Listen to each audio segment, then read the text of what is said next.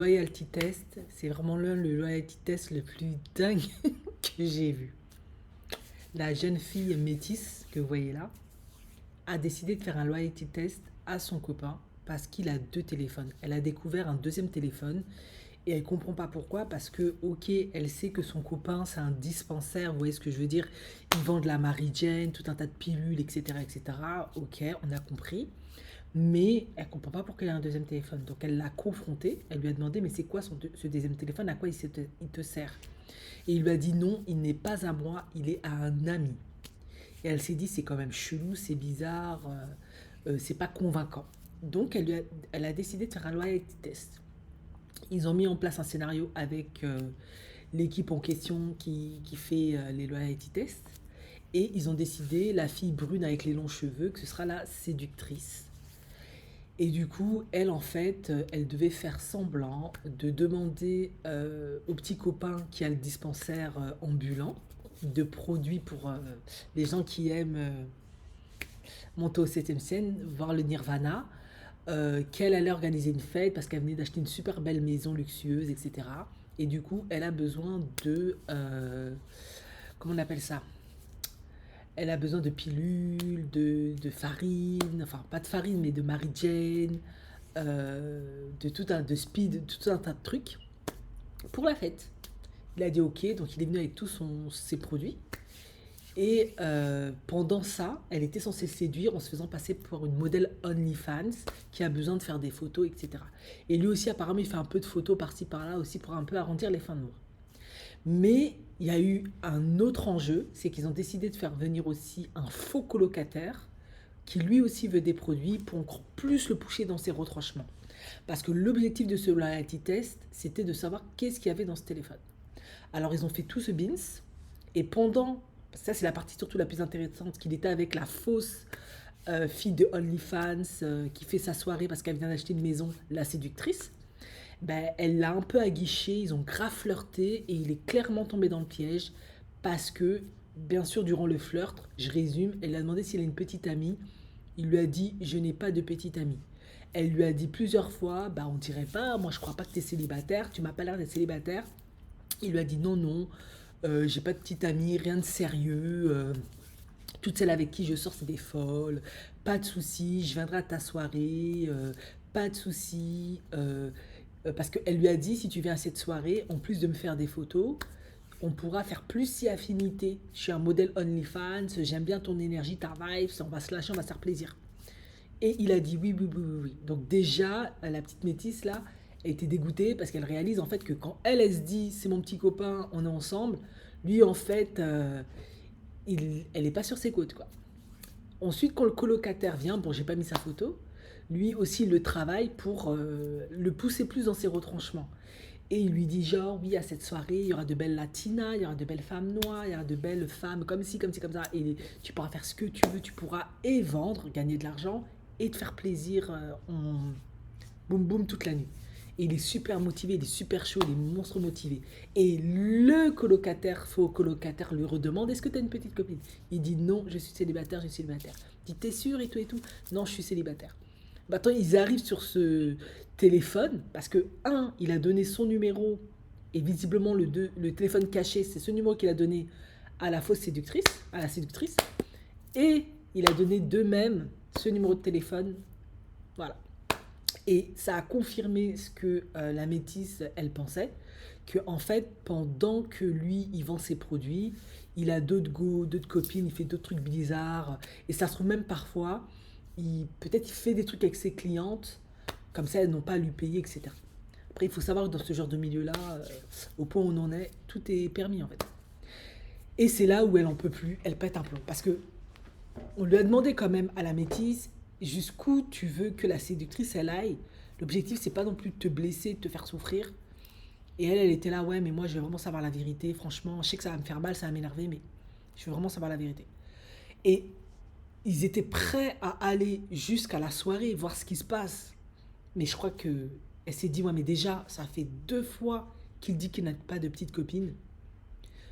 Il montre à tout point de vue qu'il est motivé pour aller à cette soirée. Un, pour sauter la séductrice. Deux, pour faire d'autres trucs avec d'autres nanas. Voilà. En fait, il n'y a pas de relation. Moi, je me dis que je suis en couple, mais lui, en fait, dans sa tête, il se voit pas du tout en relation, il se voit comme un gars célibataire. Elle a pété un câble, elle est descendue, parce qu'elle est en haut, hein.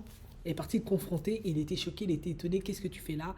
Elle le confronte, c'est pas ce que tu crois, tout le tralala, il s'énerve, il prend tout son staff, il met dans son sac et il s'en va. Et là, quelle fut pas la surprise, même moi j'étais choquée, il prend une voiture, sa voiture, qui était garée je ne sais pas où dans la rue, la métisse le suit pour l'embrouiller, pour qu'il donne des explications. Et qu'est-ce qu'on découvre?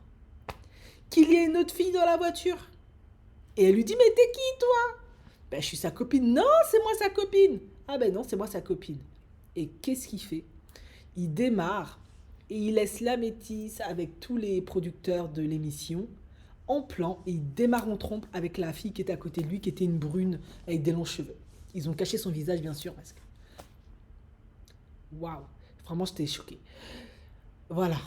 Vous avez compris, le loyalty test, il a échoué. D'ailleurs, c'est ce qu'elle lui a dit. Elle lui a dit, t'as échoué au loyalty test.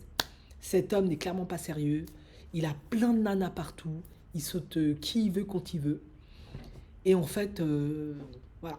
Et la métisse, elle l'a compris. Elle lui a dit, moi, je suis le numéro combien? 5e et toi, t'es le numéro 6. Voilà. Donc, le loyalty test échoué.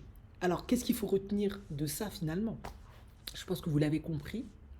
Effectivement, on a les signes devant nos yeux. Alors, certains sont d'excellents manipulateurs, sont extrêmement malins, ça ne se voit pas.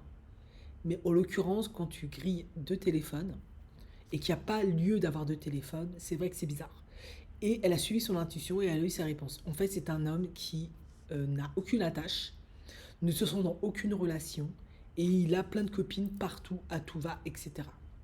Mais est-ce que profondément, c'est étonnant? Pour moi, peut-être que vous allez peut-être me trouver trop vieux jeu, mais non. Pourquoi? Parce que c'est quelqu'un qui vend des substances... Bon, aux États-Unis maintenant c'est légalisé, mais en France, dans d'autres pays, c'est illégal. Ils vendent des substances illégales, ils vendent des produits peu recommandables aux gens. Donc ça va aussi avec tout... Voilà, c'est quelqu'un qui aime vivre dangereusement. Donc c'est quelqu'un qui n'a pas beaucoup de limites. En tout cas, les limites que lui, il s'impose, ce n'est pas les limites qu'ont les gens lambda qui vivent leur vie normalement et qui essaient de ne pas avoir de problème avec la justice, métro boulot dodo, qui ne veulent pas de problème avec des gens peu recommandables, qui ne veulent pas mettre leur vie en danger. C'est quelqu'un qui aime visiblement vivre dangereusement, prendre des risques, se mettre dans des situations très particulières. Je pense aussi, en tout cas j'espère pas, il est probable aussi que de temps en temps, il consomme aussi de temps en temps ses propres produits. Donc il va sans dire que ce genre d'individus, ils vont pas avoir une vie standard en fait.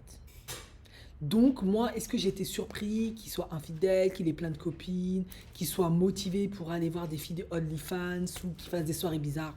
Non. Parce que il faut pas être naïf. Peut-être après, quand tu prends de l'âge dans ce domaine-là, mais quand tu es jeune comme lui et que tu as décidé de gagner ta vie comme lui, tu vas être confronté à tout un tas d'individus. Tu veux gagner plus d'argent, avoir plus de clients, donc tu vas forcément parfois faire des choses et aller dans des lieux que vous et moi, on serait même pas du tout intéressés pour y aller ou faire en fait. Et ça, même si je comprends tout à fait la fille métisse et que je ne cautionne absolument pas ce qu'a fait son copain, elle aussi malheureusement, elle est très très très naïve en fait. Parce que ça va avec le personnage. C'est comme un patron d'un club de striptease ou un proxo. Je suis désolée. Si de temps en temps, il fait des jambes en l'air avec certaines de ses... clientes, c'est pas des clientes, mais employées, stripteaseuses et tout. Est-ce que c'est surprenant? Non. Parce que elles montrent leur corps, c'est un milieu où il y a une proximité, où c'est débridé, où il y a un autre mood. T'es dans un autre mood. Ça conditionne ton cerveau, ta manière de fonctionner, de voir. Et si t'as aucun scrupule à donner des substances illicites à des gens et que ça va peut-être se retrouver chez des enfants, des gamins, ça va peut-être les mettre dans des situations compliquées. Est-ce que sincèrement, tu peux avoir du scrupule à être infidèle, à tromper sa femme? Franchement, ce serait assez surprenant en fait. Donc elle est quand même très très très très très naïve en fait. Franchement, je dis pas qu'ils sont tous comme ça, mais elle est quand même extrêmement naïve. Bien sûr que quand tu fais ce genre de business, un jour, tu vas tomber sur une jolie fille qui n'a pas l'argent de te payer. Et ça arrive très souvent. Et comment elle voudra te payer? En nature. Et toi, bah, t'as un homme. Tu te sens le king. Pourquoi? Pourquoi pas? Franchement, si t'avais beaucoup plus de charisme, d'estime de toi et de perspective, tu ferais pas ce métier-là. Tu ferais autre chose. Ben, tu vas dire oui, parce que tu vas te sentir flatté, tu vas avoir le sentiment d'avoir un ascendant sur elle, d'avoir du pouvoir sur elle, et aussi un jeu de pouvoir qui se met en place. Moi, j'ai des produits dont elle a besoin, dont elle peut pas se passer. Elle n'a pas l'argent parce que ben, ça coûte cher ce genre de choses, donc à un moment donné, ils sont fauchés, ils n'ont plus l'argent, c'est compliqué. Et donc, du coup, échange de bons procédés, je te donne le produit, voilà. Donc, à un moment donné, elle est quand même très très très naïve. Bon, après vous allez me dire, j'en connais beaucoup, bah, c'est pas compliqué, allez regarder les documentaires, les films. Voilà, il y a plein de témoignages, hein. De nos jours, avec les réseaux sociaux, on est au courant de tout. Hein. Faut juste être curieux. Donc elle est très naïve. En tout cas, c'est plutôt une bonne chose pour elle. Parce que si elle veut vraiment un homme sérieux, qui va rester avec elle, qui va être fidèle, bah, là maintenant c'est la meilleure occasion de se mettre avec quelqu'un qui fait pas ce genre de business. Parce que lui, il ne sera jamais, jamais, jamais de sa vie un homme fidèle. Alors ça, elle peut en être sûre. Hein. Même si elle devient son officiel, il aura toujours des maîtresses, toujours des nanas dehors, il fera toujours des trucs avec ses clientes, ce sera toujours comme ça. Il aime cette vie, il aime ce mode de vie. Et en plus, elle l'a bien identifié, elle n'a pas arrêté de lui dire, t'as un menteur pathologique. Bah oui, il est dans un environnement qui nécessite de mentir tout le temps. Et oui,